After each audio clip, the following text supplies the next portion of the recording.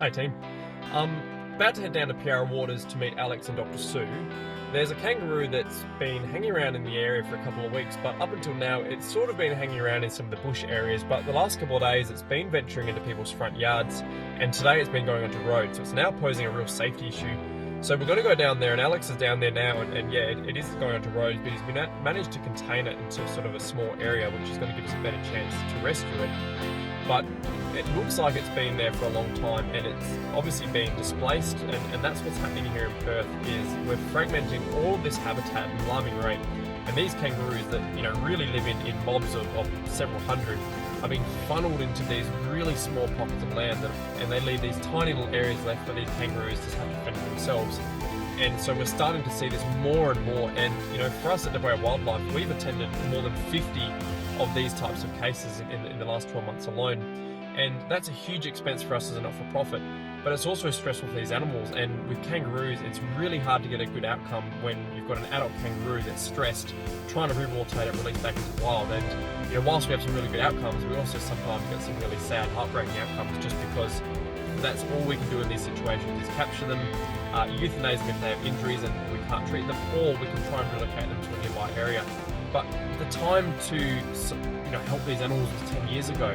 If we're going to continue to do this in the future, we have to start looking at better policies at a local and state government where we can actually put in place plans for these animals going into the future. And there's some really good work being done by some local councils that are reviewing their fauna management plans, and that's fantastic. And so we're really encouraging all local councils to come on board, start to look at the fauna management plans within those councils, and look at ways that we can protect these wildlife for generations to come. So I'll go out there now, I'll meet Alex and Dr. Sue. Hopefully we can capture this animal, but again, this is a 50-60 kilo adult male kangaroo. It's a dangerous rescue for us. We're trained to do this, and luckily we've got sedatives and equipment that we can capture these animals, but we shouldn't have to be doing this. We should have fauna management plans put in place so that these things don't have to happen. These animals have plenty of habitat and they can actually go on and live their life and the way they should do, which is in the wild. So wish us luck. We'll only obviously intervene if we can, but we're going to do our best to help this animal and to try and help wildlife live. Yeah. It's not need you and I to sort of go in that area, so walk around and get in position there.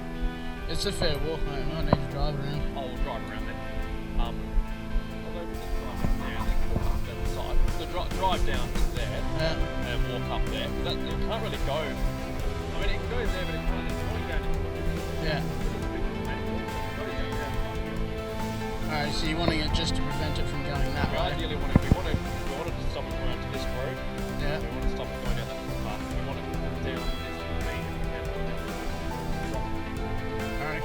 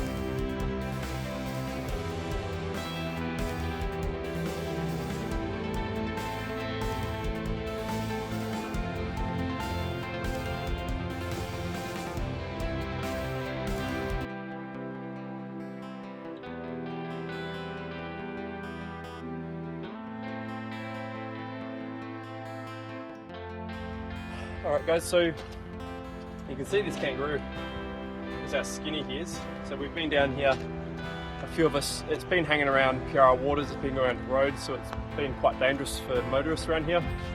But we're able to catch it with one of our nets, and Dr. Sue was able to come in and give it a quick sedation. It's currently sedated. We're going to take it back to the hospital, give it a once over. It could just be a really old kangaroo.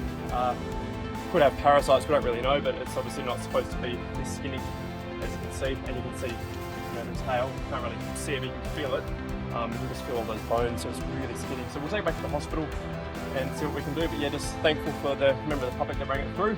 And yeah, we'll get this one away from this area, remove that sort of safety issue, get back to the hospital, and we'll see what we can do for the poor little fella.